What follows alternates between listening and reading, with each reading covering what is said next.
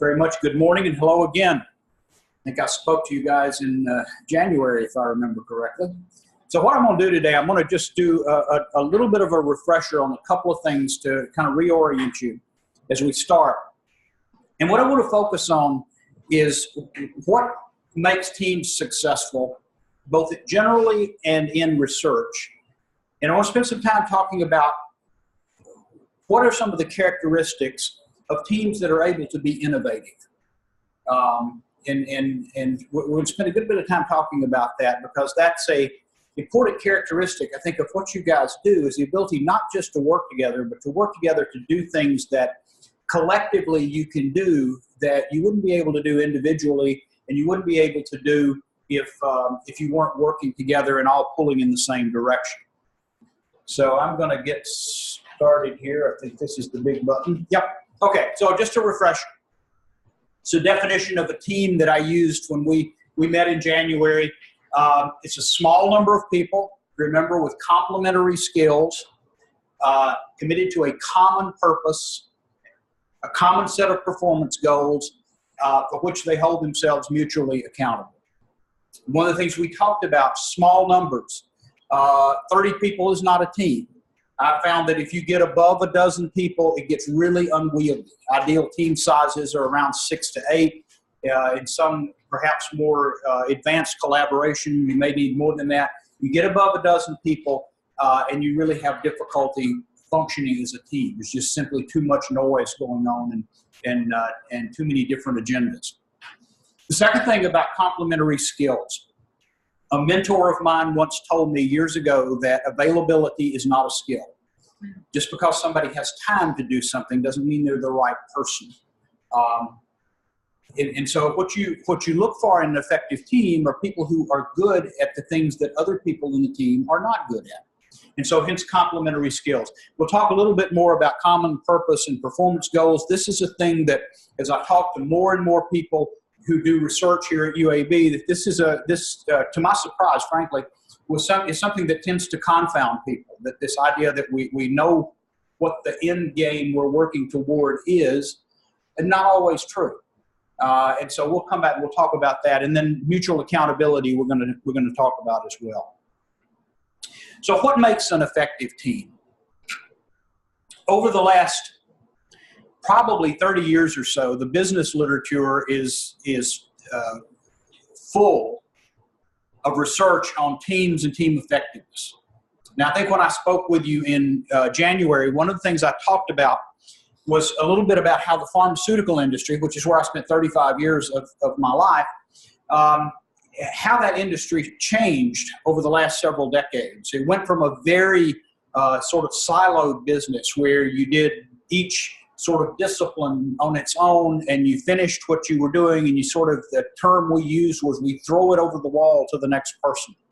So somebody would discover a molecule that passed a screen and they'd throw it over the wall to the medicinal chemist to see if we could make it in any kind of quantities. And then they'd throw it over the wall to the preclinical folks to look at the toxicology. And then they'd throw it over the wall to look at whether we could scale it up and make larger quantities. And then throw it over the wall to do phase 1 research. And eventually you go through that process and you throw it over the wall to marketing to see, okay, we've developed it. We spent millions of dollars on it. Can we actually sell this thing?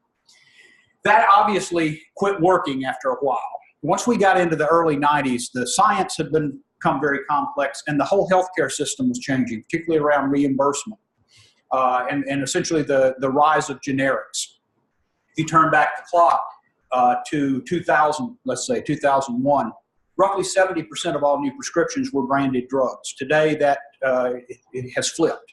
About 70% or so are generic drugs today. So that brought a lot of economic pressures on the industry as well. And so what happened is the industry had to move toward more collaborative research and had to look at ways of lowering their high fixed costs, which were associated with research and development organizations. So they began partnering with organizations, they began outsourcing clinical research to CROs, began outsourcing early stage research and development to universities or acquiring or doing licensing deals with small startup companies. And all of that required us to work in a much more collaborative fashion than we had done in the past. And so beginning in the early 90s, there was a huge push toward teamwork and doing science and drug development in teams in the pharmaceutical industry. I spent a good chunk of my time in the early 90s when I worked for Glaxo, which is now GlaxoSmithKline.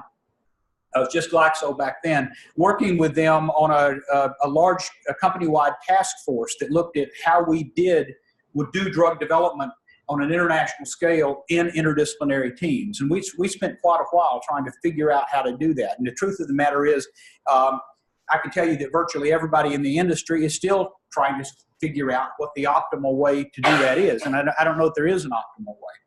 But I can tell you that the industry has certainly gotten a lot better at doing multidisciplinary research on an international scale where you're working across time, you're working across geography, you're working across cultures, and you've got a bunch of different disciplines together. It is an unwieldy task, but it's something that I spent a large chunk of my career trying to do. And one of the things that I will tell you is that all teams share a number of characteristics. And these are some of them that are listed here. Some of this came out of some work actually that was done at Microsoft, of all places. Microsoft had a huge push a number of years ago to try to figure out how they did software development and product development and marketing more effectively as teams. Same kind of problems that you're talking about here, where you're melding together early stage conceptualization, development of software with market research, and the people who are actually going to have to sell this stuff and figure out, is there a market for it, and what does the competitive landscape for that look like? And so Microsoft did a lot of work internally looking at effectiveness of teams, and this diagram is adapted from that. And what they found, starting at the upper left, is focus on a shared mission. This is something we'll come back to time and time again, because it's something that I think in a lot of research projects you struggle with, is why are we here? The second thing is pulling together in the same direction. If you're focused on a mission, it's one thing to get in the boat and get the oars in your hand, but it's another thing for everybody to row in the same direction at the same time. It's a very difficult task. Just agreeing on what you're there for isn't effective unless you all know your part and you're all pulling in the same direction. Communicating objectives and needs. Communications, we're going to see in a few minutes, is critical for teams, particularly for teams that are trying to do innovative work. And so that communication and that understanding of objectives and the individual needs of team members to get their job done is critical. The willingness to sacrifice for the team. This is true in whether you're looking at sports or you're looking at drug development or software development or whatever. The willingness to put your own personal ambitions and egos aside and be willing to work for the good, the greater good of the organization, the greater good of the team. One of the things that I did a piece of consulting work a few years ago for a small biotechnology company up in the Northeast. And one of the things that the CEO of the company wanted to do is she wanted to essentially get her people to work together more effectively as a cohesive team. And what was happening is you had a lot of egos, you had a lot of people undercutting each other. Things weren't working very well. And so I talked to a number of people sort of about standard consulting practices. I interviewed people, and I began to get a sense that I may have understood what the problem was. So I went back and met with her, and the question I asked was, so tell me about how you do performance appraisals here and how you award bonuses and raises. So yeah, we have a performance appraisal process, and we do a semi-annual and annual review and all this kind of stuff. And so one of the other questions said, can I see the format that you use? What is it you're doing? Well, took one look at it, and what do you think they're rewarding? Pardon? Output. Yeah, some of it's output, but it's not teamwork. They're rewarding individual accomplishment. So they want teamwork, but your raise, your bonus, your promotability is all based on a performance appraisal system that rewards individual performance. So the first thing we had to do is change that and start rewarding team behaviors at the expense of individual behaviors. Once you start doing that, you get a little wailing and gnashing of teeth initially because people don't like that kind of change. They sense that they don't have the amount of control that they would like over how they're going to get rewarded. But the reality is, once that's changed and put in place, what happens is you now begin getting the kind of behaviors that you want. So you get what you reward and you get what you measure.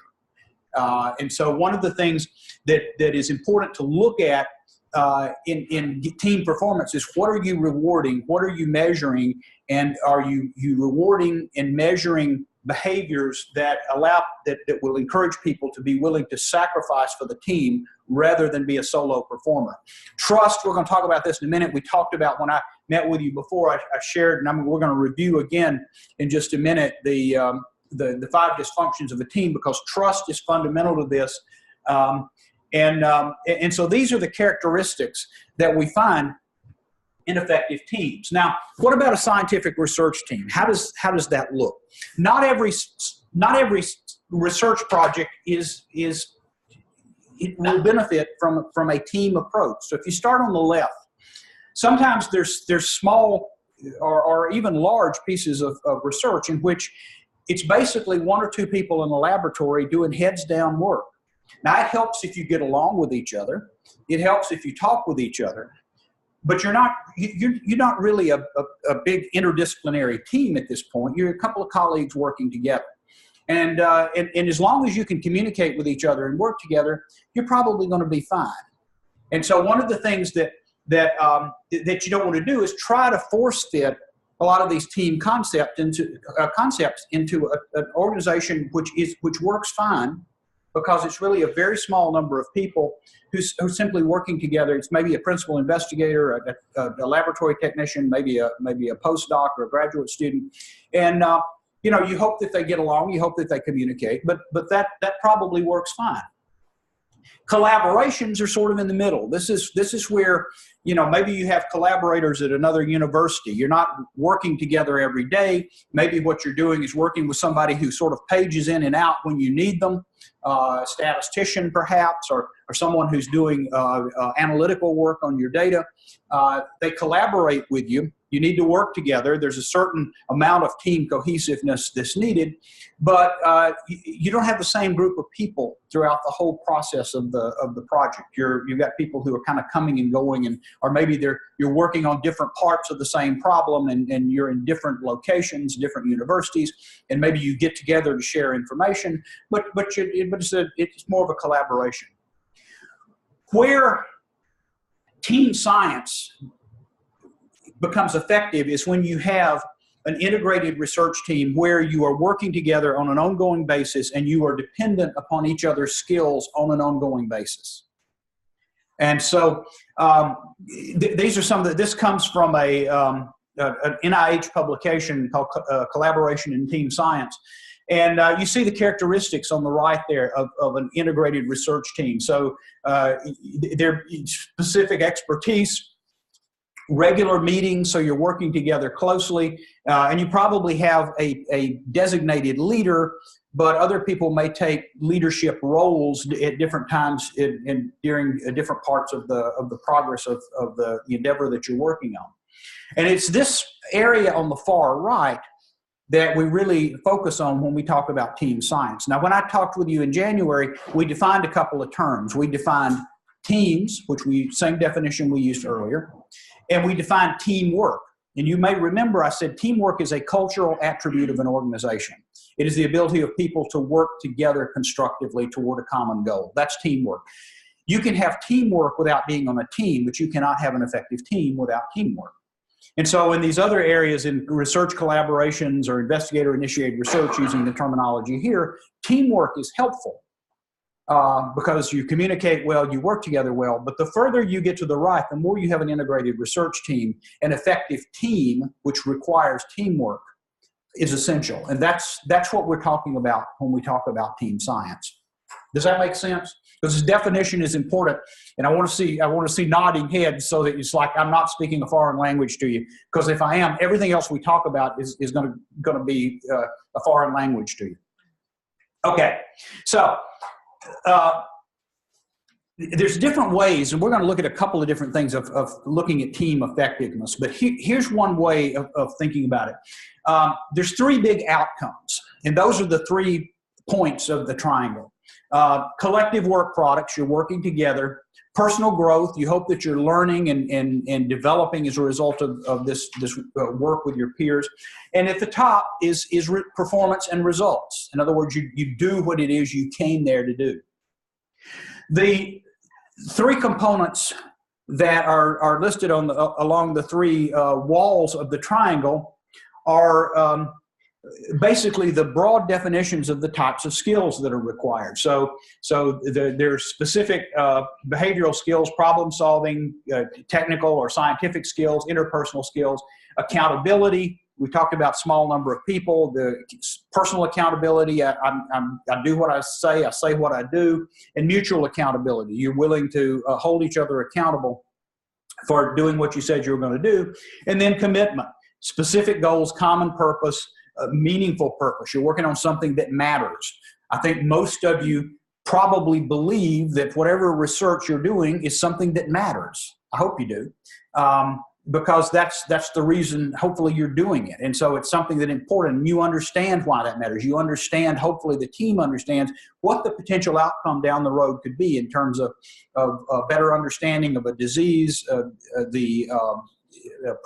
better therapeutic outcomes or therapeutic modalities to treat a disease or whatever it is you're working on. You may be working on something at a very early stage, but hopefully you all understand the meaning and the purpose of that. And that's one of the things that drives performance in any organization, whether you're looking at a corporation or whether you're looking at a team or looking at an individual. It is a sense of purpose, a sense of I know what I'm here for, I know what I'm doing, and what I'm doing matters. Big issue, by the way, in corporations today is a concept of engagement. I teach in the MBA program. One of the things I teach is the introductory course in management, one of the first courses that MBA students take. And we spend a session talking about a number of human resource factors in organizations, and one of them is engagement. In other words, are your employees plugged in? About 67% of employees in corporations across America are either actively disengaged or disengaged. In other words, they're not really, they're showing up at work, they're doing their job, but they're not really into it. And you're really only looking at about about 25 or 30% that actually are fully engaged in their job. In other words, they love what they're doing. They put everything they've got into it. They're engaged in it. It's a frightening figure when you think about it. And part of that is one of the things that drives disengagement is they're in the wrong job. They don't know why they're there. They don't understand the purpose behind what they're doing. I suspect in research you'll find the same thing. If you've got people who don't understand why they're there, they don't understand the purpose, they don't understand the outcome, they're not going to be engaged. Now, in terms of aligning teams, there's something there it's sort of a water line. So when you interact with each other, what you see is the stuff above the water line. What you're seeing is the interpersonal interactions when you get together, the people who obviously don't like each other, the people who argue with each other, the people who won't say anything, the people who don't say anything in a meeting and then bitch about it after the meeting's over and complain, right? You see all that stuff. I'm sure you never have that happen. But what is driving that is the stuff below the waterline. It's the stuff you don't see. It's the issues around the process, how the team works. It's the issue around roles and clarity and responsibility, and the issue we just talked about around purpose and goals and why we're there. And so as we go forward, part of what we're going to be talking about, we'll make reference to stuff above the waterline, but what I want to focus on is stuff below the waterline. It's the stuff that it is the causation of the behaviors that you're seeing and what to do about those. And I've got we'll talk a little bit about some measures for correcting things. I've got a whole nother talk that I did for a group last week that looks very specifically at actions you take as a team leader or someone who's intervening in a team at each stage of the teaming process. And the kind of things that you do in order to move the team forward and keep them on track. We're not going to go into that in detail today. But the stuff you see is what people frequently focus on rather than the cause, the stuff you don't see. And so what we're going to talk about is the stuff that you don't see. So remember last time we talked about the stages of team formation. And this has been around for years. This is well accepted. I have coached, I have worked on, I have in my teaching career at this season of life, worked with tons of student teams and teams within the university here. And I can tell you that all teams go through this in one form or another. So you'll remember we talked about the forming stage. So you're kind of a group of people at this point. You get together. This is the social stage, right? Everybody shakes hands and smiles and all that kind of stuff. Everybody's sort of excited until you start doing what it is you came there to do. And then all the stuff below the waterline begins surfacing. So you get power struggles, you get conflict, you get people trying to figure out what their role is. You get all the issues of mistrust or egos and things of that sort begin to surface. All the, the psychopathology among group members becomes evident to everybody. And so what happens is you go adrift here. And the danger is if you get stuck here, you're sunk. You absolutely are a goner. You'll never get out of this. When I talked to you in January, I used the analogy of a 3-act play, those of you who may remember, and we talked about the second act. I used the Star Wars trilogy as an example. We talked about the second act of a play, which is it's the dilemma, the conflict, right? If the first act is the forming stage, that is the stage in a play in which you meet the characters, you set up who the characters are, what the plot is going to be and everything. And in the second act of the play is the dilemma. This is when things go wrong, right? And the second act always ends as a downer. And then the third act is the resolution. It's when the problem gets solved and everybody lives happily ever after. The early stages of team formation are the same thing. And so the second stage, the storming stage, is the second act of the play. It's the downer. And you can get stuck there. And if you get stuck there, you never get out of it. And so you look at the causes, the power conflicts, the lack of goal clarity, the ambiguity about purpose and so forth. Those are the kind of things that have to be addressed at that stage so you can get to the norming stage, which is actually now you're beginning to come together and do what it is you set out to do. So you understand, the basically how we do things. You understand your role, you understand responsibilities in the context of the team, all that kind of stuff. And so now you know why you're there. And so then quickly getting to the final stage, which is performing, which is then actually doing what it is you came to do in a synergistic fashion that a collaborative team should act. So you're not a bunch of individuals. It's not 1 and 1 equals 2, it's 1 and 1 equals 3 or 4, because you're taking advantage of the synergies of the group. So now you're aligned, you understand why you're there, and you actually begin performing. And when I showed you this in January, there was a fifth stage, which was adjourning, and that's basically when a disbanding of a team. And so I didn't include it on this slide. So everybody's going to go through that in one form or another. And so the key is not only not getting stuck, but not reverting. Very easy to go back to the bad stuff. And so part of leading a team and understanding how to keep a team functioning is to make sure that you don't allow yourself to regress, right? It's like an addict who's detox, they're clean for a while, and then something happens and they regress, they relapse. And you see this all the time. Any of you work with substance abuse, alcoholics, things like that, you see this kind of thing all the time. And so the key in treating an addict is that you get them through the storming stage, you get them detoxed, you get them stable, but what you want to get them to is a normal life. And there's a lot of kind of support things and all that have to be put in place. Think Alcoholics Anonymous or Narcotics Anonymous and those kind of organizations. And what they're doing is they're keeping the person performing, and the 12-step processes and those kind of things that are used are designed to keep people from regressing back to the addiction equivalent of a storming stage. In other words, start using again. And so this kind of behavioral model is fairly common in a lot of different endeavors. Now, I showed you this in January, and I showed it as a pyramid.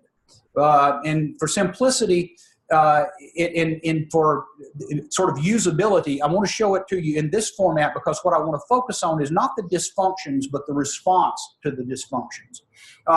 So you'll remember at the very foundation was lack of trust. If you don't have trust, you don't have anything else. And so one of the things that you have to build very early on in an organization is you have to build trust among members. So how does that work? Well, most commonly is an understanding of why you're there and an understanding of each other. And so taking the second one first, one of the things that's commonly done is that you get people together in a social setting, right? You have a meal together. It's common to do team building exercises. And at this stage, the kind of team building exercises you do are simple things that are focused on building trust. There are other team building exercises later on. So for instance, when you get into the norming stage, the team building exercises you do are normally not focused on trust, but focused on collective problem solving. I'll give you two examples. So an example of a trust building one is the kind of things where anybody ever done the trust fall thing, right? You know, that kind of stuff, climbing, being vulnerable, climbing, rope ladders, things of that sort. Most of you have done those kind of things. So I did mergers and acquisitions for a number of years, and we would glue two companies together. One of the first things, and you talk about storming. Listen, you merge two companies together. We're talking about Category 5 hurricane. I mean, serious storming. And so we would take people to a ropes course in Broxted, Essex, in Kent, south of England. And the whole focus of the 2 days or so we would spend there would be building that foundational trust. So there's a combination of doing these exercises and then debriefing on what that looks like in the workplace. So there's an element of vulnerability there. There's an element of building camaraderie. But the whole process is to build that trust. Now, I'll come back to this in a minute and talk about the second part. So the next thing is fear of conflict. So if you don't trust each other, you can't have constructive conflict. So trust is foundational. The next thing is fear of conflict. So you have to learn how to have a good argument with each other. So I'm going to come back in a minute. When we talk about innovative teams, I'm going to talk about the characteristic of vigorous debate and what that looks like. But the ability to have a conflict is the ability to disagree with each other without being disagreeable, to argue an idea. You remember we talked about this in January, to debate an idea, not debate the people. I gave you the example, I think, if I remember correctly, of when I teach this to organizations, I get two people out of the audience to come forward, and I ask one of them, come up with a really dumb idea. And it's amazing how many times people will say, I can't come up with a dumb idea. Come on. We can all have dumb ideas. Come up with a dumb idea, and what I want the other person to do is to critique the idea. So the person comes up with something really bizarre, and I say, okay, critique the idea. And you know what the first thing they say is? Do you remember what I told you? I don't like your idea because, and I've now made it personal. So now, if it's my idea, I'm on the defensive because you've personalized it. So what we teach people to do is not personalize it. There's no your idea. You talk about the merits of the idea, but you don't personalize it. It's very hard to get people to do that. And when you go through the storming stage of an organization, that's what a lot of what you're seeing is you're seeing people personalizing issues. And so in one of the companies I worked in, and I may have talked about this in January, one of the things we did is we had signs on the tables in all the conference rooms that said, debate ideas, not people. And to remind folks, don't personalize it, right? And so being able to have healthy conflict and then being able to be committed. So lack of commitment is a dysfunction. If you can have conflict, then you get commitment. And then if you're committed, then you can have accountability. You hold each other accountable and then ultimately focus on results. So when you go through, we talked about at the early stage of team development, one of the things you'd hold is a team session focused on building trust. And so I gave you an example of that. You kind of get through the storming stage and all that, and we'll talk a little bit about some of that in a minute, and get to the norming stage. And we'd usually do a follow-up team session. But this is focused now on addressing really these characteristics of accountability and results orientation. So one example we used was a scenario where we used actors.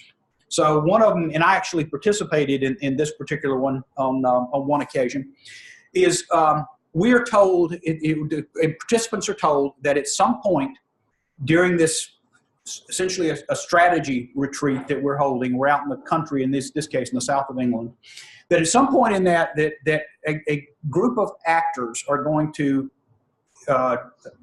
essentially crash our meeting, We're told they could wake us up in the middle of the night. It could happen at any time. And we are going to be given a problem to solve. So the example I'll use, mid-morning, we're in the middle of this planning session. Suddenly, a group of people in military uniforms barge into the office. They tell us that a British Air Force fighter jet with an armed nuclear weapon has crashed in the south of England.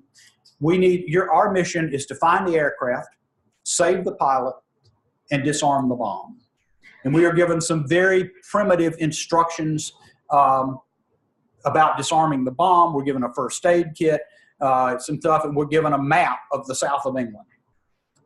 In this particular episode, because I was a participant in it, people knew I had been an Eagle Scout, so they said, "You're the navigator." Somebody in somebody else's, they all have different tasks, so they give me the map. We have a van at our disposal, a driver, 2 or 3 people, everybody in military uniforms. They give us a bunch of walkie-talkies, all kind of stuff like that, ropes, I don't know, all kind of things. And the actors stay in character the whole time. I'm convinced if I told the driver, drive off the cliffs of Dover, he would have done it. I mean, it's whatever I told him to do, he did it.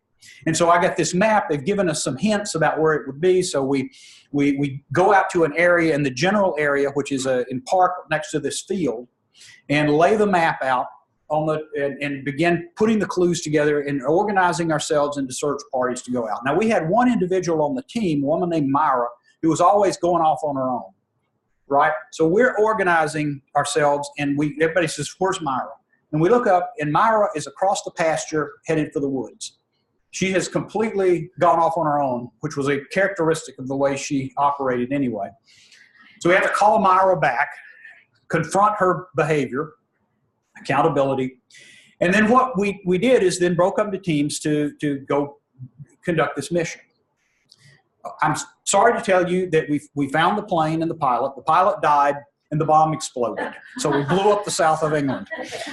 But what we did is this was a problem-solving exercise for which we had very little data. It was something that was totally foreign to us. And it was one in which we had to be creative. We had to organize ourselves. We had to solve a problem that none of us really understood how to solve. And then afterwards, we're debriefed on how we did, what we did, and what we learned from that exercise. And I'll guarantee you, this was what, in the mid-90s. I'll guarantee you, for the folks that were on that with that group, if you got them together here today, everybody could tell you everything that happened. They could tell the same story that I'm telling right now in a lot more detail, because everybody remembered that, and everybody remembered what we learned from it. So that's a different kind of team building exercise that is aimed not at building trust, although it requires trust, but it's aimed at collective problem solving. It's aimed at teaching you, now that you've gotten through the storming stage of development, what are the characteristics that you need to understand about yourselves and how you work and how you think that are preventing or will enable you to hold each other accountable and to be accountable for results, to solve the kind of problems that you need to solve. And when you take somebody completely out of their comfort zone and have them doing something totally different, what happens is all the same behaviors will surface. Myra still goes off on her own. And all the same things will happen. And so those are ways in which you deal with those kind of exercises. Yes, ma'am? Can you just say a few sentences? What do you think the group took out of it? What did they... The biggest thing the group took out of it was, number one, we don't listen to each other very effectively. And number two is that we needed to better recognize the skills and abilities that we have individually that we can, that make us stronger collectively. Because one of the things we did is we had people that intuitively knew how to do stuff that was like, well, how did you know how to do that? Well, I used to work as such and such, or I've always been interested in this, or something like that. And it's stuff that you just wouldn't find out otherwise. But what would happen is we would come back for literally months, if not years later, during meetings, and we would actually go back and talk about that. And how, what we were doing now, that's essentially we're repeating what we learned and we said we weren't going to do anymore. So let's look at the types of conflict that teams have. There's 4 big types of conflict. Conflict over positions, over strategies, over opinions. I know that never happens in academia. Mistrust or uneven communication. We've talked a little bit about that. Personality clashes. This is things, again, it's the stuff you see above the waterline. And issues of power and personal agenda. And I suspect that in the work that you do with colleagues here, you see all of these in some form or another. And depending on the group that you're working with, some of them are much more pronounced than others. One of the things I will tell you, and this is kind of a little bit of an aside, but it's something that I have learned over the years. And one of the things I do, I may have told you about this earlier, but a big part of the consulting work I do is I work as an executive coach. So at any given time, I'm working with somewhere between 12 and 15 executives, literally all over the world. I do most of it by Skype or telephone. And I spend a couple of hours a month with them, and it's basically leadership coaching. So I have people on the West Coast. I've got one guy that I was on the phone with yesterday morning who is in Poland. He's an executive with Fluor, the big engineering company. I have clients in the Philippines, in Hong Kong. But I do that kind of stuff. And the nice thing is I don't have to get on a plane to go do that. But one of the things that we will talk about is personality conflicts, or conflicts that people that just rub you the wrong way, really irritate you. And one of the questions that I have them ask is they'll talk about somebody they have difficulty getting along with, or that they don't like, or whatever. And the question I will always ask them is, tell me why. What is it you're seeing that you're reacting to? And they sometimes have difficulty with that. And I'll have to sometimes press them. What is it they're doing? Describe the situation to me. What did they say? What did they look like? How did they look at you? All those kind of things. And inevitably what you will find is that the things that you dislike most in others are characteristics that you find that you dislike in yourself. C.S. Lewis wrote one time, he said that which we hate in others is that which we hate in ourselves. And so what you need to look at is, when you have disagreements with people, is first of all, check yourself. Why is this irritating me? And is this something that is actually as much of a problem with me as it is with them?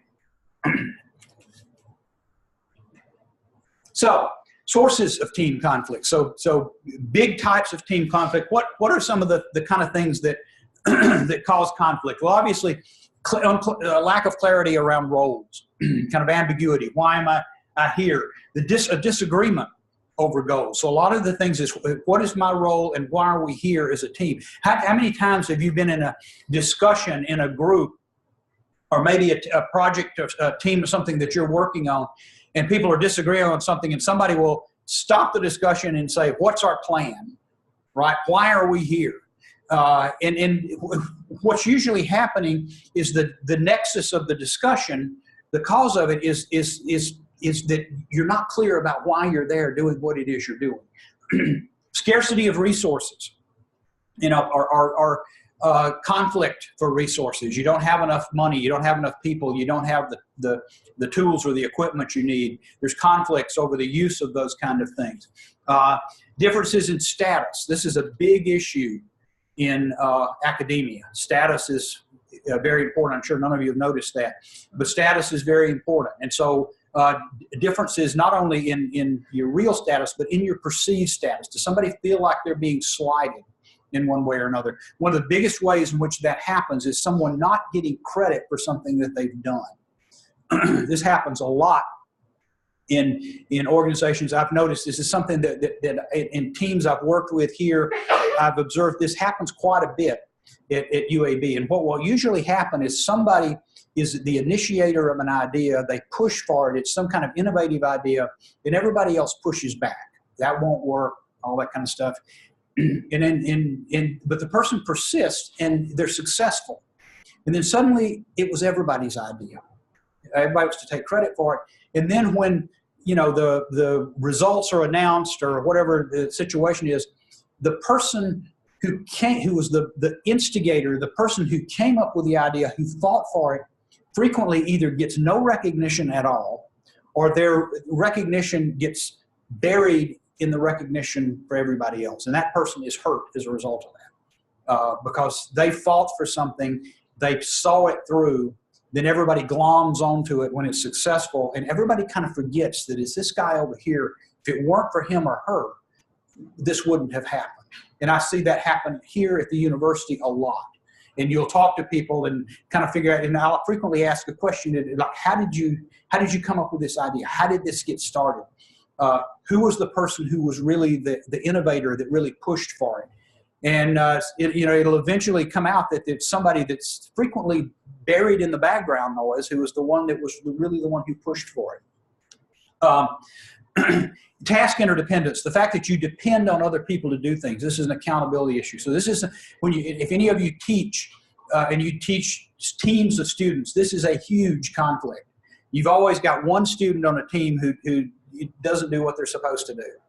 I'm teaching a class right now. I've got one individual on one team that she's just completely disengaged. She kind of shows up, but she's not. You'll never hear her say a word. She comes in late. I've got another team with a guy he shows up, but he's never prepared, and his teammates are always frustrated. So we have the teams evaluate each other in their performance, and it's very for them. It's they can be pretty critical of those folks, and that's part of their grade. But that kind of dependence on each other, when somebody's not carrying their weight, that causes a lot of conflict. And then finally, just personal preferences, the kind of thing we talked about earlier. Folks may dislike members, they may not dislike personal characteristics, and they come back to the point of check your own house first. Make sure that you're not reacting to something that's more about you than it is about them. Now, there are basically, this comes from some research that was done by the consulting firm Deloitte a number of years ago. And this was primarily work that they did with corporations, primarily with teams, leadership teams within corporations. But they've now generalized it more broadly into various types of teams. And so they studied originally about 1,000 individuals and kind of came up with this. It's kind of classic research where you sort of look at all these characteristics, and then you go through a process of kind of consolidating them into kind of broad general categories. And then they took this model, and they have, as of last year, tested this on just under 200,000 people. So it's fairly large. It's fairly well validated. And they find that there are these 4 work styles that they see in teams. Pioneers, these are the people that come up with imaginative ideas. They're the creative types. I'm a pioneer. I'm the imaginative, creative type. I'm the strategist. I'm the guy I'm like Myra. I'm the guy, if you don't watch me, I'm off in the woods, and the rest of the team is still trying to figure out where they're supposed to go. Guardians are people who bring order and structure. They're risk averse. So they're the belts and suspenders people. Drivers get things done. These are the type A personalities that are, charge ahead, try to make things happen. And integrators are the peacemakers. They're the ones who want to get people together. They want to talk. They feel a sense of personal responsibility for the group. And if you think about it, think about where you fit in that scale. And if you're working with teams of people, where some other folks on that team fit. So that to kind of delve a little bit more into the characteristics. So a pioneer likes exploring possibilities. They like new things. They are creative. They like novel ideas. So these are going to be the people who are sometimes really out there. They're frequently very good strategists because they see the big picture. The drivers are they're motivated by a challenge. They're the ones. These are the kind of people that climb a mountain because it's there. They're very driven. They sometimes can be abrasive. You see a lot of drivers in corporations. A lot of Type A personalities in corporations. Integrators, as we talked about, they're the peacemakers. They're the ones who want to bring people together. They enjoy having discussions and exploring different perspectives and all that kind of stuff. And then the guardians, as we said, they're the belts and suspenders people. They're focused on, these are the accountants in the room in the business world. They're focused, and are the lawyers. They're focused on details. They try to bring order out of chaos. But they can tend to be very, very, very risk averse. And so if we look at then going a step further in understanding these four styles. So if we go back to pioneers, the things that will energize them, a brainstorming session will energize them. They love being creative. Spontaneity, new things. It can be hard to keep these people focused. They're the ones who kind of wander off in all different directions. They can drive you crazy in a meeting because you can't keep them on subject. They're energized by enthusiasm. They like being around other people who are enthusiastic. They are turned off by rules, by structure. They don't like that kind of stuff. They don't like being told no. They don't like to get focused on process. They're very focused on outcomes and on the future. And so they get really put off by processes and procedures and things of that sort. Integrators are energized by collaboration. They like to talk. They're energized by trusting relationships, but they're alienated by conflict, by politics. They're alienated by people who are not flexible, who kind of take a position and refuse to budge. The drivers are problem solvers, as we talked about. They're very direct. They're focused on winning, right? They're the ones who the objective is we're gonna destroy the enemy, whatever the enemy is, at all costs. They're alienated by things like indecision. They're alienated by inefficiency. They're alienated by lack of focus. These are the folks, good project managers are frequently drivers. They're very, very, very focused. And then guardians, they like predictability, right? They like a detailed plan. They're the people who kind of want to see, how many times have you been in a meeting and you're having a discussion and somebody says, what's the plan, right? How are we going to get this done? They're very focused. They have to know everything. How's this going to happen? How's it going to work? They can't stand disorder. They don't like being behind the curve when it comes to time. So they're the people who want to have everything planned out and done ahead of time. And they can't deal with ambiguity. They cannot deal with uncertainty. They have to know everything ahead of time. So if you've got, you're trying to figure out how to do something and you've got several different options, it's going to drive them crazy. They have to know what path are we going to take here. They get paralyzed by a fork in the road. And so what you will find is that most organizations have a mix of these kind of folks. You may have a dominant group you may have a bunch of drivers and maybe one or two guardians, or you may have a bunch of guardians and one driver. You can have a different mix. But it's important to understand the personalities of those folks, because what you want to do is figure out how do you minimize the friction among those. So here's 3 suggestions. One is you pull opposite types closer. So if you've got a driver and you've got an integrator, you got one guy that's got the accelerator to the floor and trying to go forward. You got another one who wants to kind of bring everybody together and doesn't like ambiguity and wants to understand the complete plan going forward. What you want to do is get those people working together on something. You task the 2 of them to take something outside of the meeting and fix it, so that they have to work together and they have to understand each other. You get them out of the larger setting of the meeting where it's just the 2 of them working on something, and it becomes more of a personal relationship, and they have to collaborate and understand each other. Sometimes you have to intervene in those situations. So as a organizational development, some of the organizational development work I do in my consulting work, sometimes we put people together to solve a problem. In my role, sometimes it's to step in and facilitate that interaction. In other words, to help them get beyond their differences and focus on common ground. And so that's one thing. The second is seeking input from people with non-dominant styles. And that's if you've got the drivers and the pioneers who are talking all the time, what you want to do is be able to seek input from the people who are not dominant. So maybe you got a bunch of drivers and pioneers and you got one guardian on your team. You want to make sure that guardian's not isolated.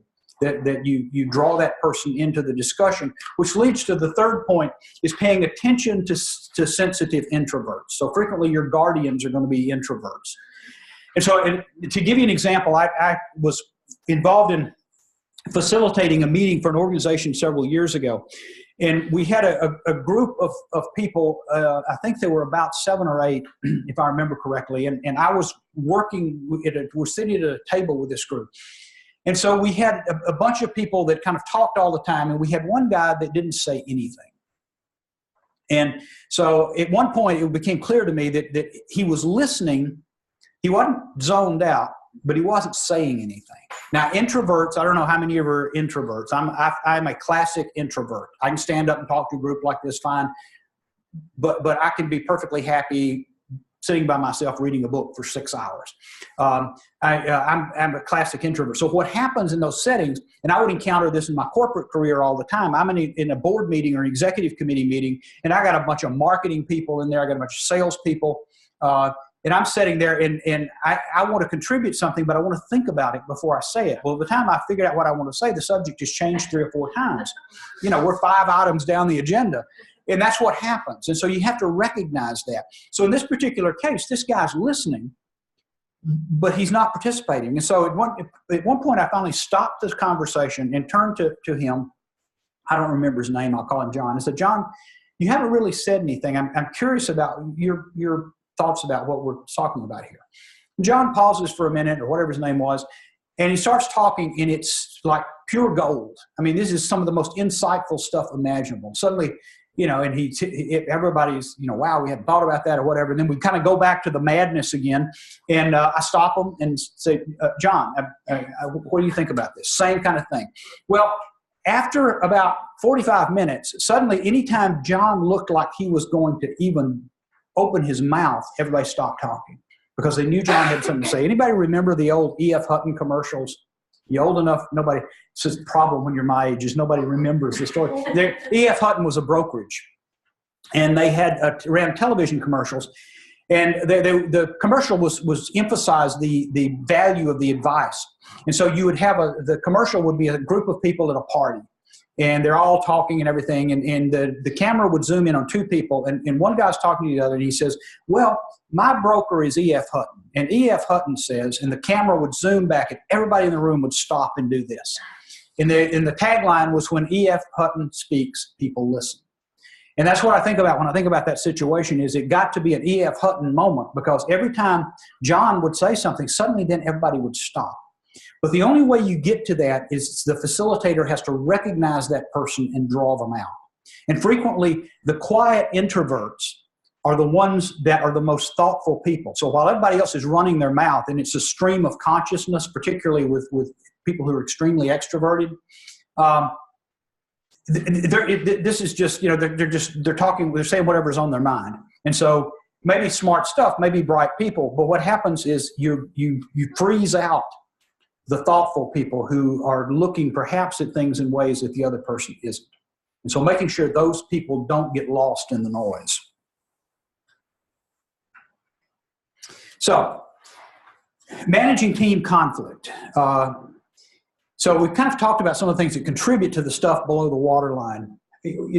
How do you manage that? Well, there's basically 2 types of conflict that will emerge. It's around tasks and around relationships.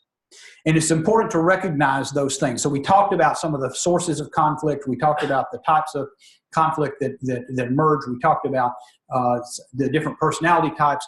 The sort of summary of that is you want to recognize, what are people differing on? Are they differing on task, which is perhaps easier to solve than conflicts around personality? A lot of the stuff we've been talking about has been really conflicts around personality.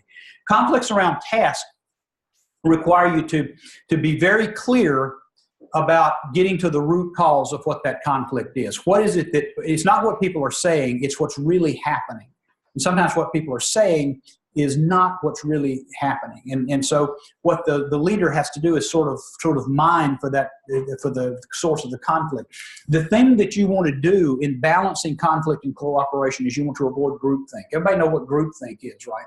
It's sort of a defensive measure that a group of people takes, where they sort of turn inward, face each other, and the rest of the world is outside, and it's sort of a poor woe is me type thing. The group believes that they're right and that everybody else is wrong. And what happens is they begin to essentially stifle any idea that doesn't fit with the group think. You see this a lot when I did turnaround work, where you go in to fix an organization. I do some of this still now in my consulting work. One of the things you discover quite frequently in a dysfunctional organization is particularly if it's a department within a corporation, is one of the first things you'll notice is groupthink. Is they've all kind of isolated themselves, and it's like nobody understands us, nobody understands how hard we work, nobody understands how hard this job is, and all that kind of stuff, blah, blah, blah, blah. And you kind of have to, give them, throw the proverbial cold water on their face and wake them up and say, no, the problem is in this room, it isn't out there, and begin to talk about how to deal with that. Do we need to take a short break? I got a few more things, or we can finish through that and then take a break and have some questions. What do you guys want to do? Silence is agreement. We'll go forward. Oops, I must have gone backwards. So balancing conflict and cooperation. So a little bit of stress is a good thing. So I have a different version of this slide. I do an executive education program on the stages of career development. And one of the things we talk about in there is the difference between a healthy level of stress and burnout. In sort of a slide that looks sort of like this, except it has a line going forward. And the idea is that a certain level of stress in your career is helpful to you, because what happens is it keeps you moving forward. It keeps you challenged. Too much stress, and you go off a cliff and you burn out. And part of what we teach people is we talk about how you balance that, how you recognize the warning signs that you're going underwater. Same kind of thing in a team is there's a healthy level of conflict that keeps the team being constructive, that keeps them being creative. Too much conflict, and they become dysfunctional. So if you have low conflict, if everybody agrees, chances are you're not accomplishing much.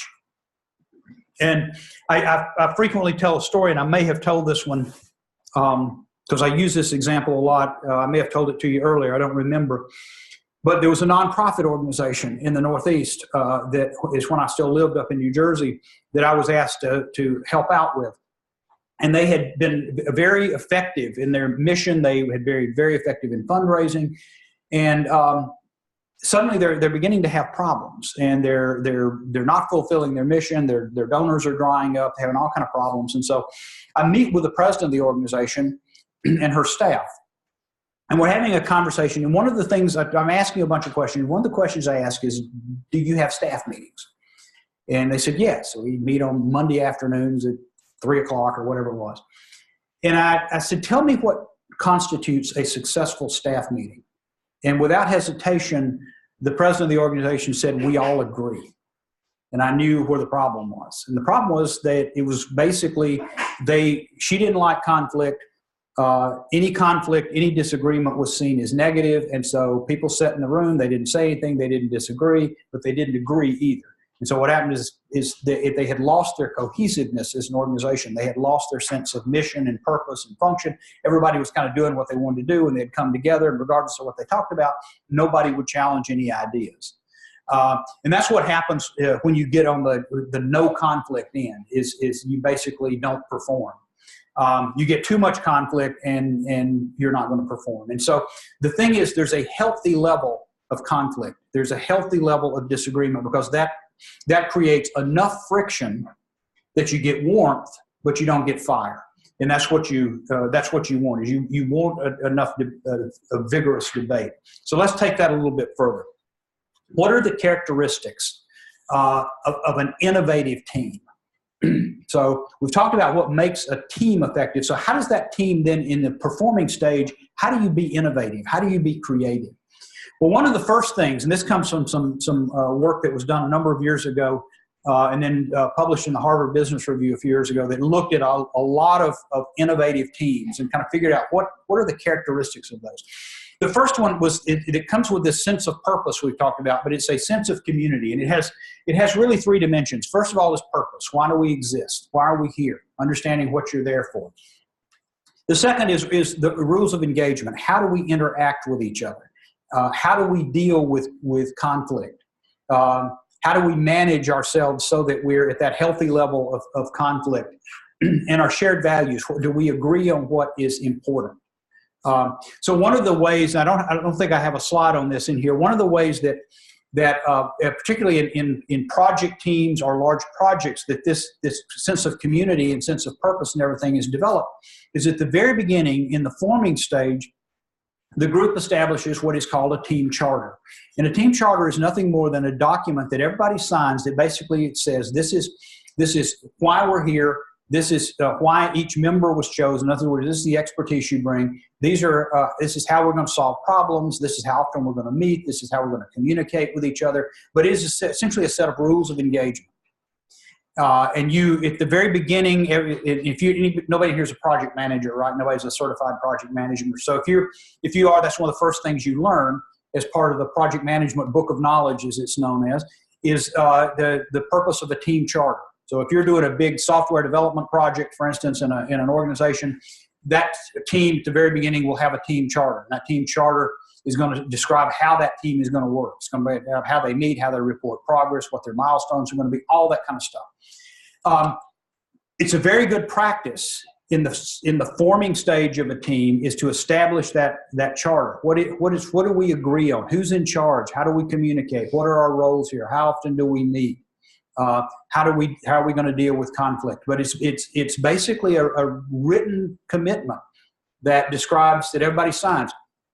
Several years ago, one of the companies that I worked for, we implemented a telework program, telecommuting program. And this was kind of a large old school company, very conservative. And the big issue we were trying to address was employee retention and essentially space. I mean, we figured we could save $6 million the first year just in office space alone by not having to renovate office space. So compelling economic justification for this.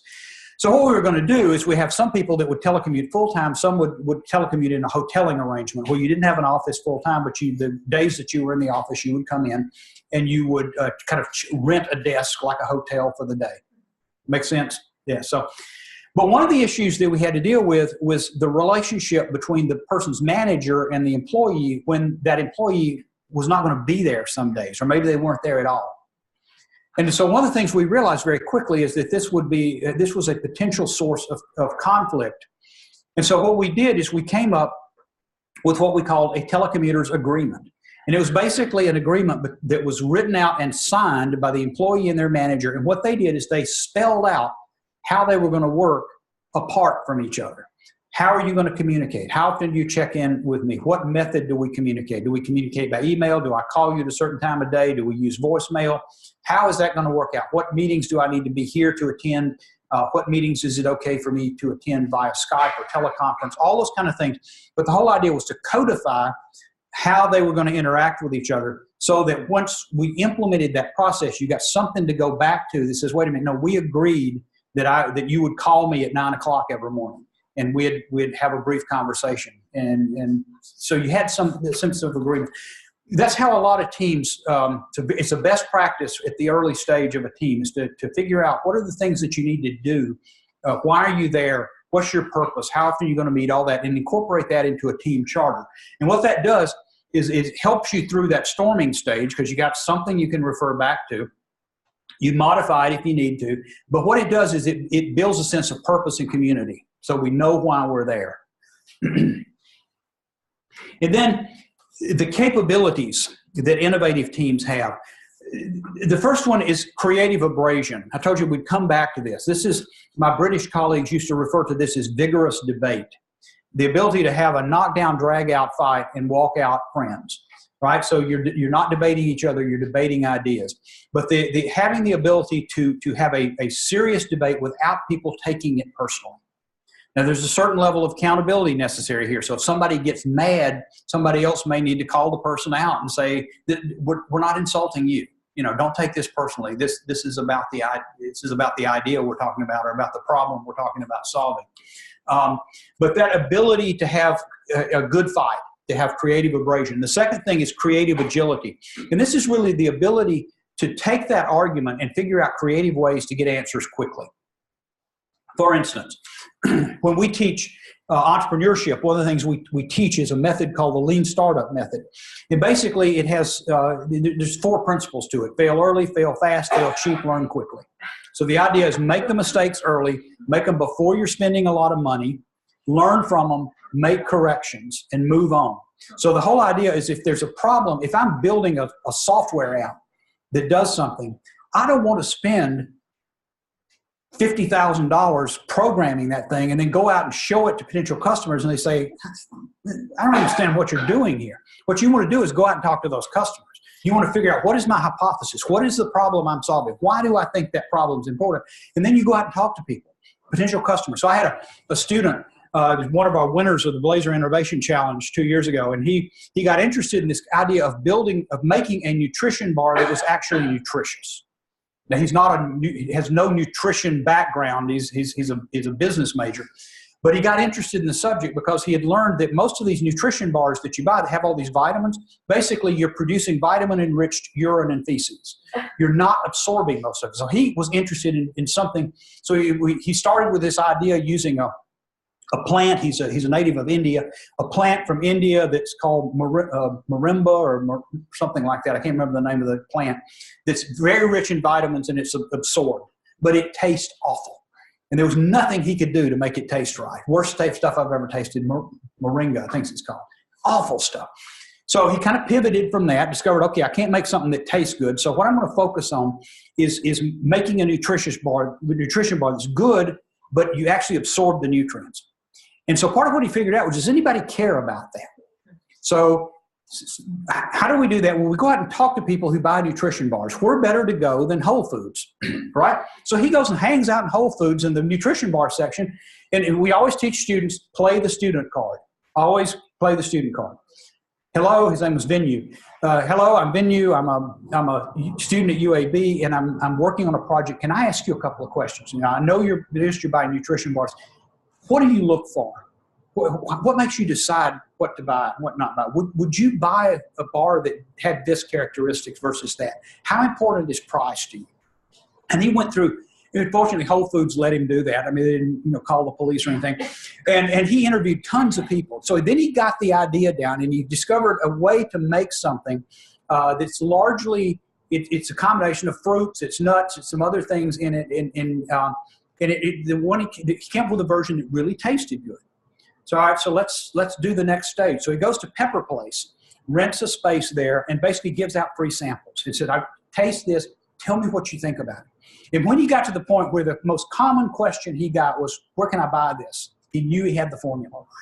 Now, he has spent very little money at this point. He's making the stuff in the kitchen of his apartment. He and his girlfriend, who's now in first-year medical student, they're making these things in the kitchen, and what they're trying to do is figure out, do we get the taste right?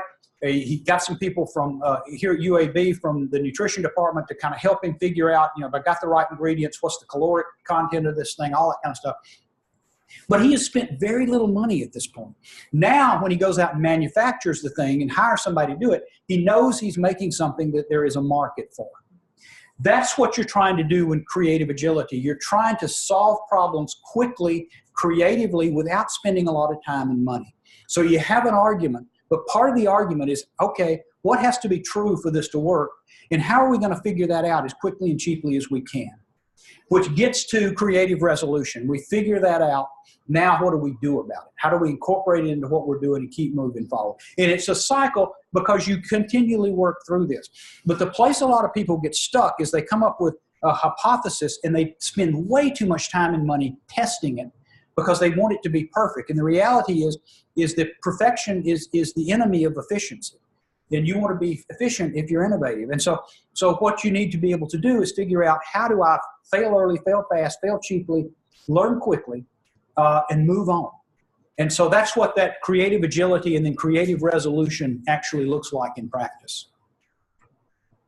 So think this may be my last or next to last slide. So what then do effective scientific teams look like? So this came from an article on the subject of team science, where they went back and looked at a bunch of effective and ineffective teams in academia doing scientific research.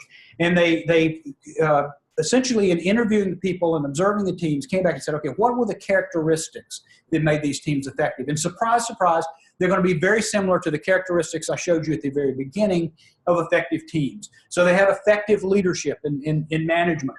There was self-awareness, trust among team members. Sound familiar? Strategies for communicating openly and clearly.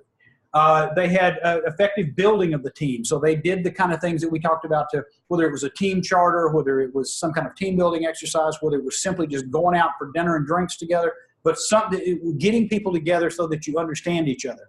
Shared vision. They understood why they're there and what success looks like. Recognition and credit. We talked about that. Promoting disagreement and conflict. We talked about that. Learning each other's languages. I don't mean you need to speak Mandarin if you've got Chinese folks on your team, or if you're Chinese, you need to speak English or French. I mean the language of your discipline. Every discipline has its own language. And so what you need to be able to do, and to be an effective team member, you need to be both bilingual and you need to be a good translator. So you know the language of your discipline, you know the language of the team that you were working with, the collective language, and you're able to translate between the two. I do a lot of coaching work with chief information officers, or people who are at the senior vice president level, about to be promoted into that level. So they're going to run information technology organizations.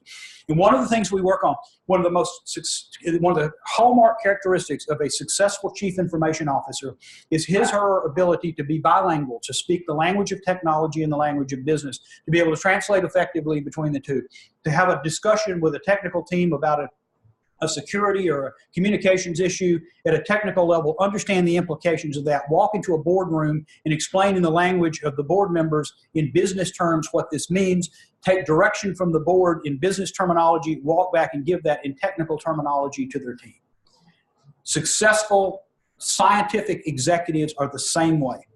They can be a world-class scientist, but they can go and talk to a non-scientific audience and they can translate between the two. They don't lapse into lingo. Physicians with the best bedside manner are people who can go from medicine speak or doctor speak to communicate with a patient. My father had a TAVR procedure a few years ago. I don't know how many of you are familiar with a transcatheter aortic valve replacement. Same thing Mick Jagger just had. My dad's thrilled with that. Dad's 92. He and Mick Jagger had the same surgical procedure. But what happens is the physician who did it, the cardiologist who did it, is a woman probably in her mid to late 40s, I would guess. And what she did, she was brilliant because she knew I had met her a couple of times. I met her in the intensive care unit when she came in and met Dad, so we talked a little bit. So she knew I had a medical background, and so she talked to me after the procedure. But my mother, who's still with us as well, was worried, and what she understood was she went from doctor speak to me to compassionate. Anybody know who Marcus Welby ring a bell? I used this example a while back. Nobody in the class knew who Marcus Welby was. Marcus Welby was a television character, so a doctor who was this sort of ultimate compassionate family practitioner. Television programs on the 1960s. She went into this sort of Marcus Welby thing, and what she basically did is put her hand on Mom's shoulder and said, "He's going to be fine," because she understood that's what she wanted to know. She didn't care how the procedure went. She didn't care. She just wanted, is Dad going to be okay? And she beautifully went from one language to another. And that's kind of what I mean by speaking each other's languages. And then the final thing is just enjoying working together, having fun doing it. And if you do these other things, it'll be fun. If you don't do these other things, it won't be fun. And if it's not fun, you're not going to be successful. And if you think about things that you've worked on that have been fun, I mean, you look back, you look back on you really enjoyed it. You felt like you accomplished something. You felt like you accomplished something together. All of us have a need in life to be a part of something that is bigger than ourselves. And as you get older, that will become more important to you, because you begin thinking about your legacy. You begin thinking about what your time on this earth has meant. And so you focus early on your career and success, but later in your career, if you're a thoughtful person, you will begin to focus not on success, but you will begin to focus on significance. What have I done that has made a difference in the lives of others? And so when you look back, the things that you're going to look back on are the kind of things that were significant, that made a difference. And when you look back as someone who has been doing science, you're going to look back on the things where we worked together constructively. We did something that ultimately was bigger than any of us individually, and maybe even bigger than all of us together. And we had a good time doing it. And that's really, at the end of the day, what it is all about. And that, in fact, is my last slide. So what you want to do? I think we should just go ahead and do questions now and then break, because we're okay. there's good energy there. Yeah, questions. And I think there's people online or somewhere. I don't know if they are. If I hear a disembodied voice, I'll know that it's somebody online. Yeah, yes, ma'am. Somebody raised their hand. Oh, you got the microphone. So you have the floor if you have the microphone. Perfect. One of the things with being in clinical medicine is every July 1st, we get brand new team members. Yeah. And sometimes it's hard to engage the people who've been there longer with going back to that fundamental building trust and the basic team building.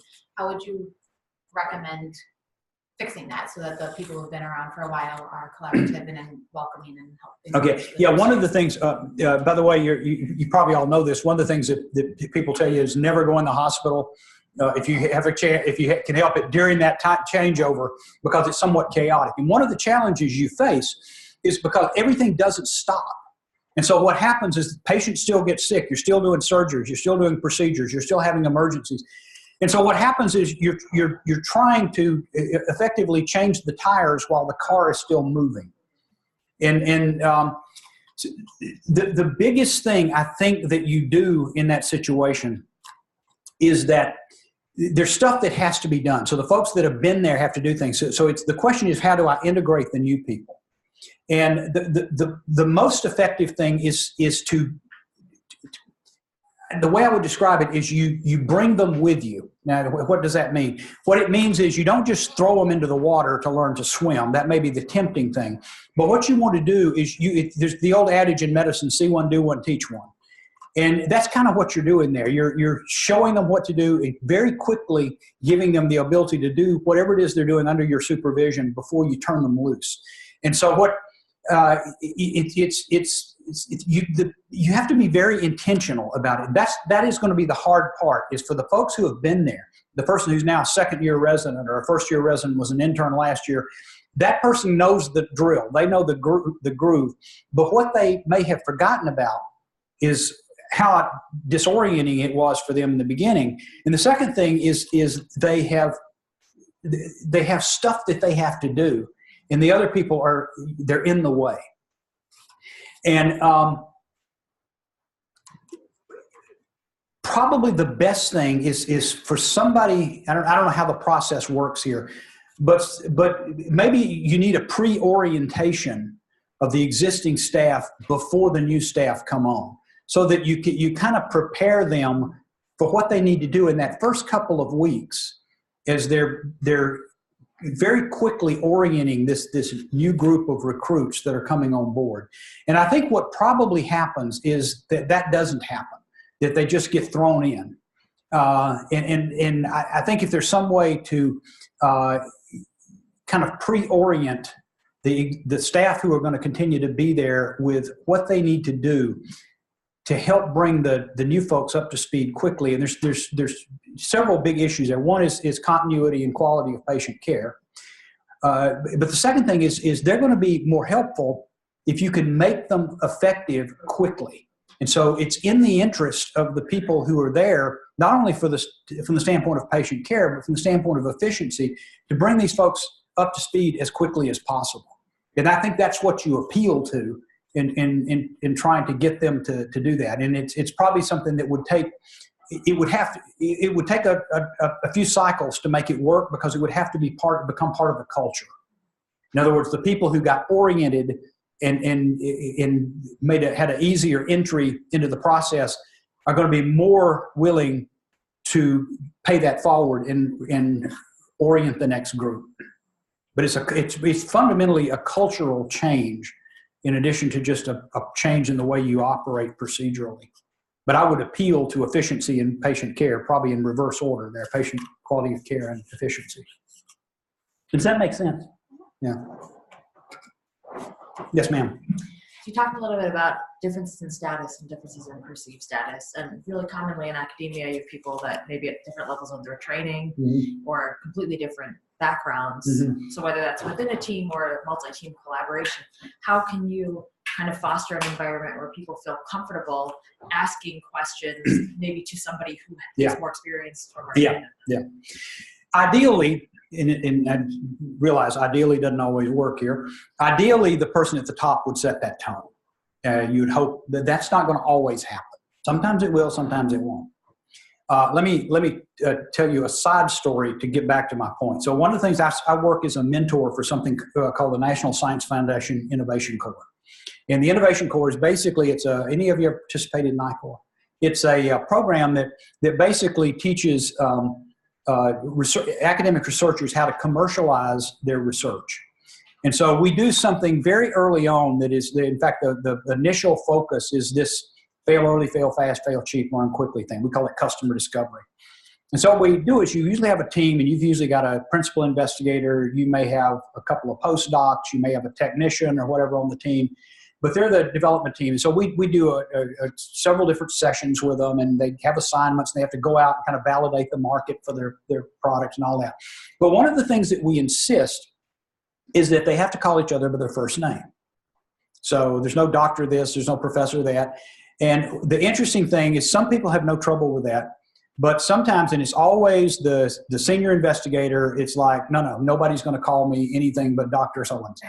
And I've seen that happen before. And I coach teams at the national level, and we're very rigid about that. You know, you're going to introduce yourself every time you get up to do a progress report, and you're going to refer to your teammates by their first name. Why do we do that? Because we want them to work together as a team, and so we force an element of commonality among the group. So we want to just remember that hierarchy. Now, you can't necessarily do that here. And so what you have to, the first thing is if the person with the greatest status is willing to sacrifice a little bit of that status.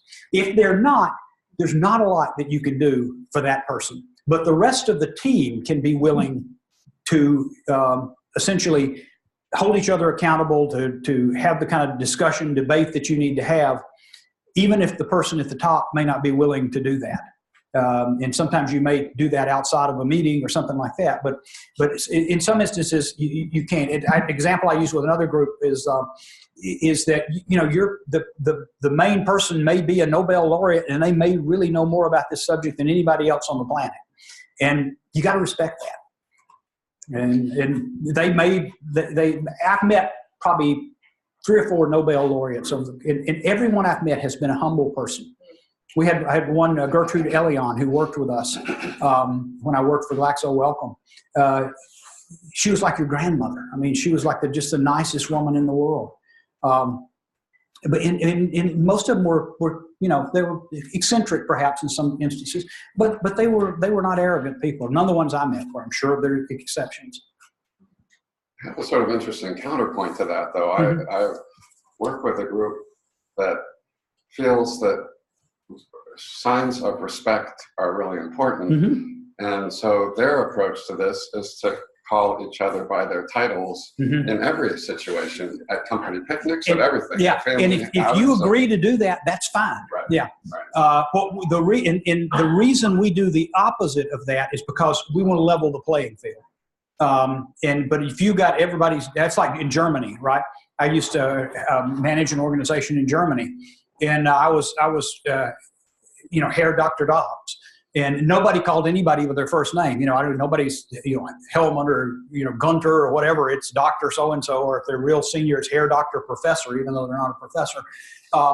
That's just a status thing, and that's part of the culture in Germany. And when in Rome or when in Berlin, do as they do there, and so that's what I did. And I got used to it. I got used to living and working in England and you know, referring to people as blokes. You know, you can adapt. Yes, ma'am, in the back.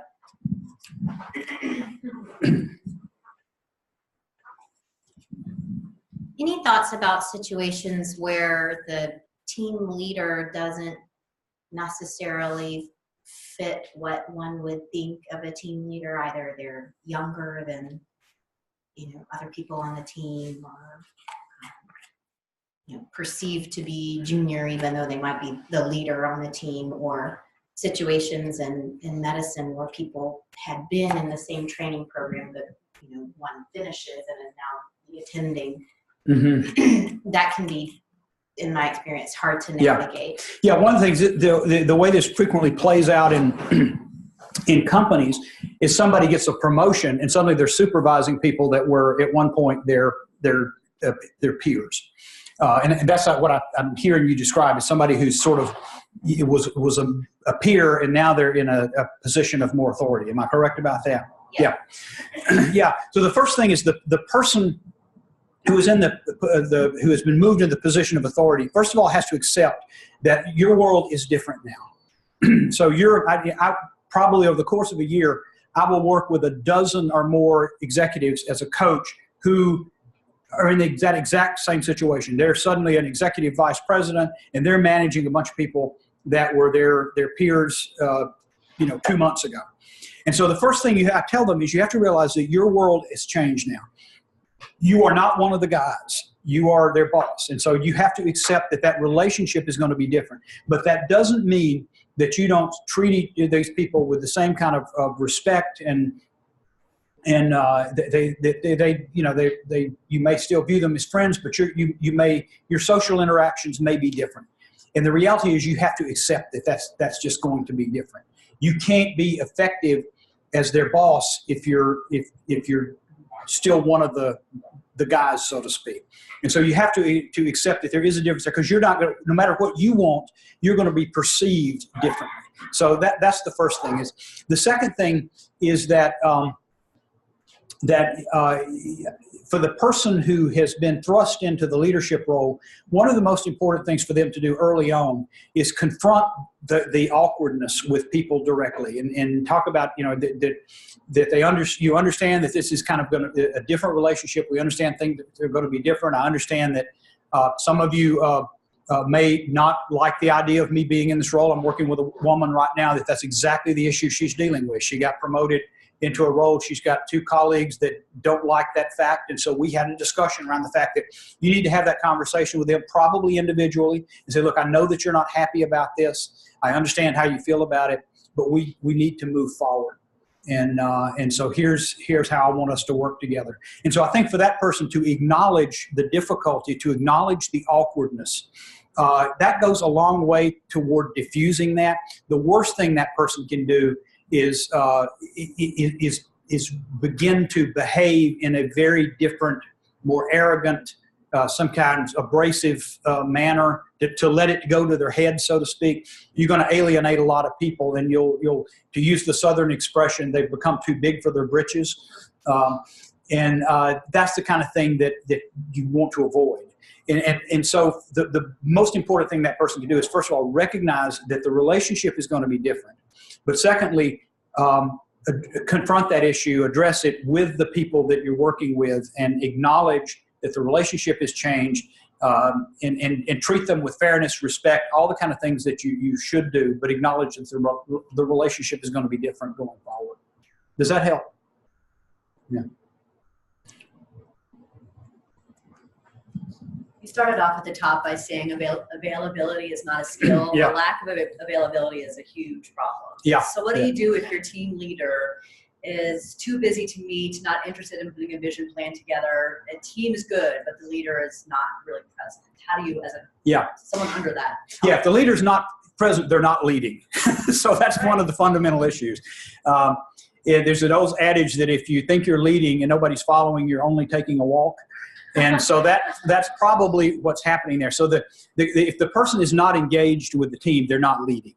So the question becomes, can the team do things to make themselves more effective in the absence of the leader's presence? So somebody has a conversation, says, look, I know you don't have time to do this, but we would like to get together and kind of work out how we're going to operate going forward. How would you like for us to keep you informed of this? How often would you like to meet with us?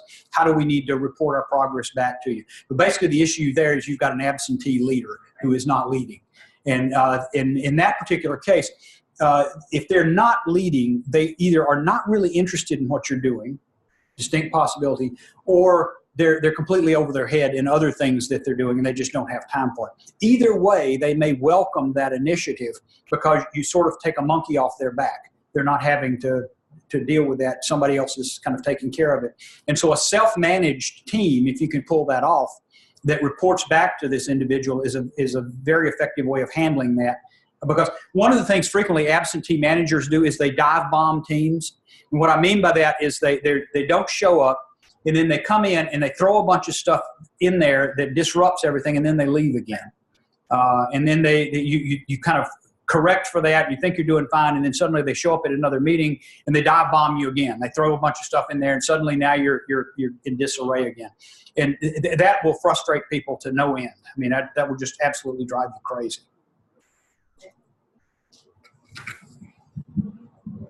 So sort of as a follow-up to that, let's imagine that you have the somewhat overworked team leader who just likes to do it all themselves. Mm-hmm. How do you get them to delegate more?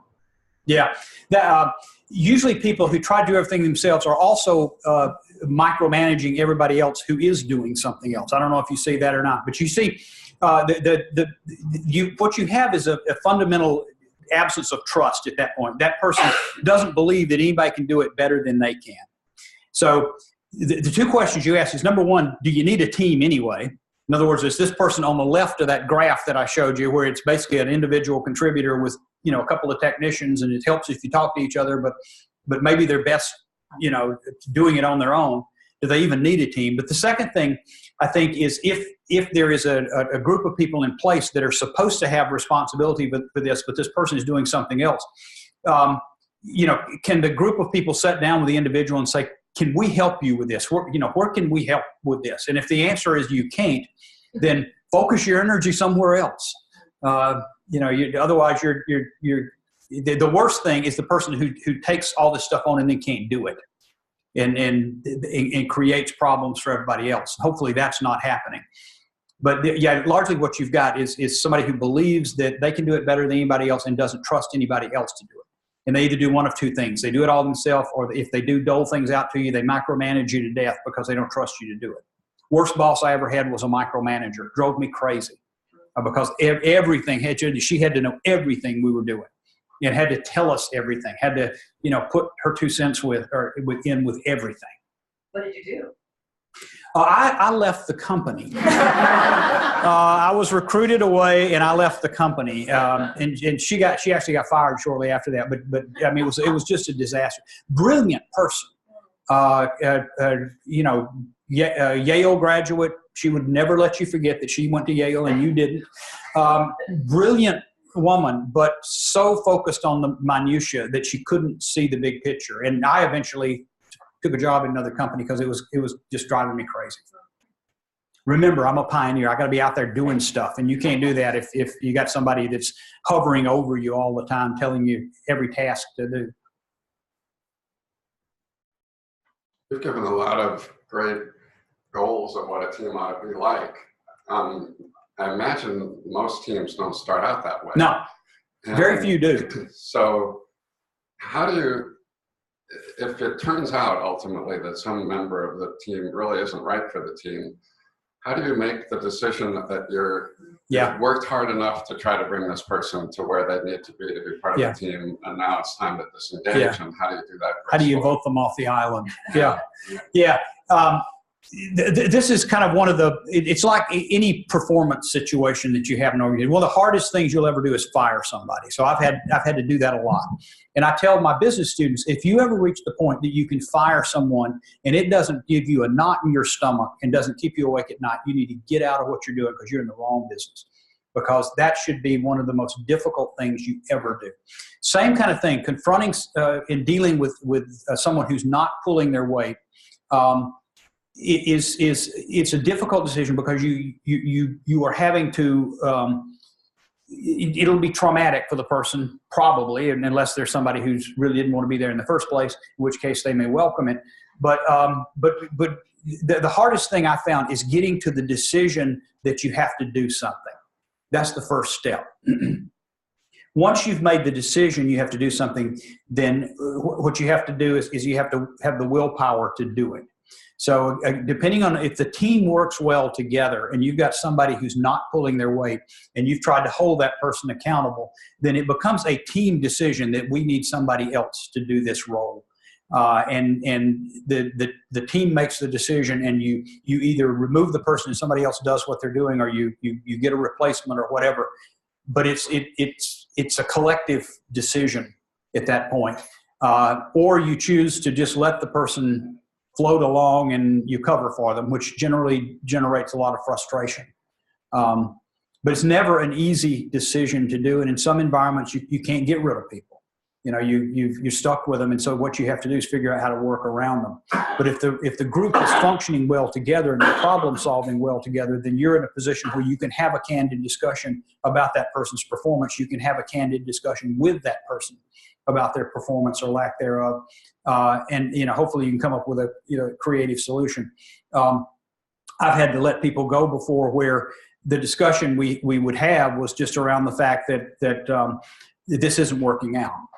And I would give the person the ability to resign. And it's like, we'll give you a good severance package.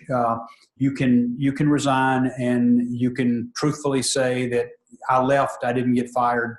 And I've done that with a number of people. I've done it with people where, I had one guy that who was not working out. Is a turnaround situation I'd taken over. And so I've decided he's got to go. And I talked with the head of human resources and discovered that in 6 months he would be eligible for retirement. I said, well, there's no way. I could never look myself in the mirror again if I let him go now. So what I did is I sat down with him and I said, look, this isn't working out, but I know that you're 6 months from retirement. So here's what I want to do. I want to ask you to step out of the role that you're in. I'm going to put somebody else in it, but I want to give you something I want you to help me with. And I said, well, I want to see you through to retirement until the company makes you whole. He was probably one of the most devoted, conscientious individuals during that last 6 months imaginable. And for years afterwards, I don't think he's still alive now. For years afterwards, I would hear from him. I could have cut him loose, but I would never have been able to look at myself in the mirror. Now, why do I tell you that story? I tell you that story because one of the things that's important is for the person that you have to discipline for them to save face. Is there a way to move them on that doesn't damage them professionally or emotionally? And that's, there's no magic bullet for how you do that. It would depend on the situation and the person and what their other options were and all that. But I think one of the worst things you can do is humiliate somebody. If you try to, there are times that, I've had to let people go in situations that were humiliating. The number of people I've had to fire for, this is before the Me Too movement, for sexual harassment. You'd be surprised how often that happens, that I've had to let people go for that. That's not an easy situation because, somebody, in this case, they were all men, has got to tell his wife at some point, why did they fire you? And that's not a pretty sight, but you have to deal with it. Those kind of situations, the person's going to be humiliated. But if you can avoid it, giving them a graceful exit is the best overall solution. Like I said, there's no silver bullet. I can't tell you do A, B, and C because every situation is going to be different. And as a leader, I would assume in general, the rest of your team will feel better about the situation, knowing that they will feel better about it, and they will respect you for dealing with the problem. The way you lose respect is not dealing with the problem. And so, one of the things then in turnarounds or in acquisitions and mergers, when you put two organizations together, you go in to fix an organization. One of the first things you want to find out are who are the troublemakers. one of my mentors once told me that he said that you have to be willing, as he put it, to shoot the deserters. In other words, you've got to be willing to deal with the big problems and deal with them decisively and quickly, which means that you find out that, the people who are causing problems, you get them out of the organization quickly. What that does is it tells the rest of the organization that you understand the problem and you're willing to deal with it decisively.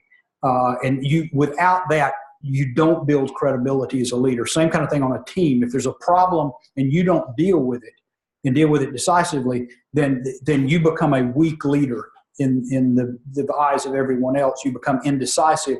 And what happens is you've now diluted out your authority because you're not acting in the best interest of the team. And that's one of the hard parts, whether you're leading a team or whether you're an executive or managing an organization, is sometimes you have to make, the people stuff is the hardest stuff. And sometimes you have to make decisions that affect people's lives, and they're unpleasant, but that's part of what you have to do in order to move the organization forward. And they're never, never easy.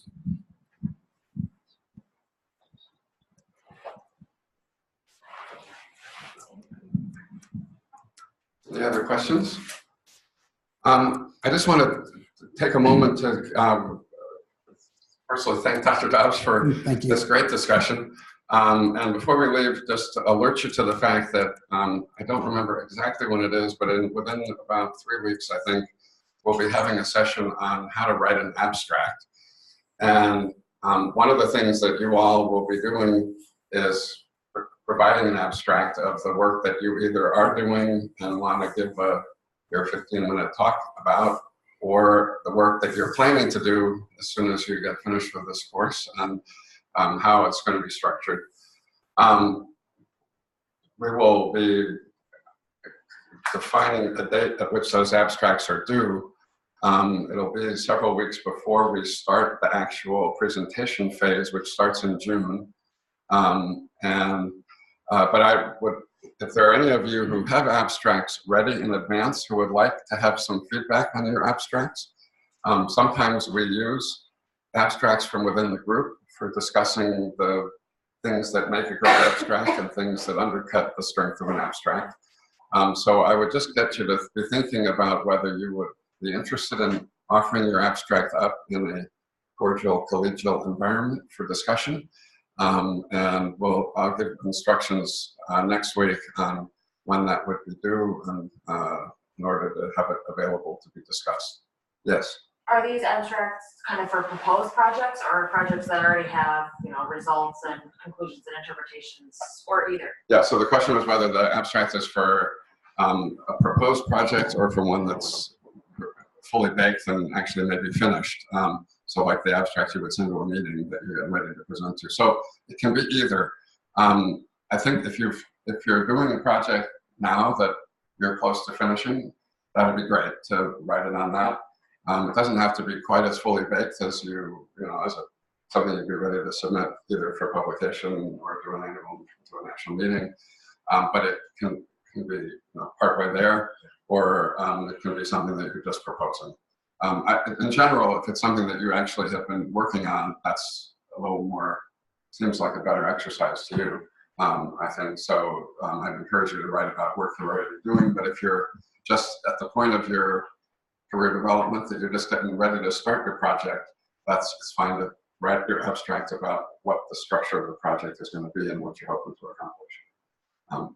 So I just want you to be thinking about that, and if you're already working on an abstract for a meeting, this would be a chance to get some feedback on it before you send it in, maybe. Although I guess most people write their abstracts in the last 2 days before the meeting, after they do.